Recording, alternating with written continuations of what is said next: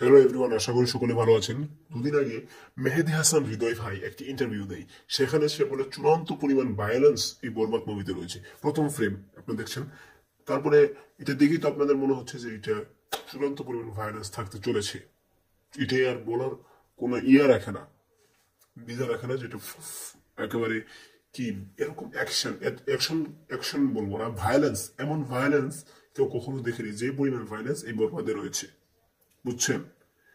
এত পরিমাণ ভায়োলেন্স এই বরবাদে রয়েছে যা আপনাদের মাথা নষ্ট করে দেবে। মাথা নষ্ট ভায়োলেন্স ভাই। বরবাদ বরবাদের মতোই আসবে, সব চুরমার করে দেবে। এই যে এটা দেখছেন, এটা কাল ভাইরাল হয়েছে, দেখেন কি মনে হয়? আমার মনে হয় শাকিব খান গ্যাংস্টার, এখানেও তুফানের পরে এখানে বোধহয় গ্যাংস্টার। এই ফ্রেম গুলো আপনি লক্ষ্য করবেন, লক্ষ্য করলে বুঝবেন এটা গ্যাংস্টার টাইপের মুভি হতে হলেও হতে পারে। চূড়ান্ত পরিমাণ ভায়োলেন্স। আমরা ভায়োলেন্স দেখি এনিমেল, বিক্রম, KGF 2, তারপরে পুষ্পা 2, তারপরে আরো রয়েছে, এগুলো কিন্তু ভায়োলেন্সের মুভি। জওয়ান, চূড়ান্ত পরিমাণ ভায়োলেন্স এগুলোর ভিতরে।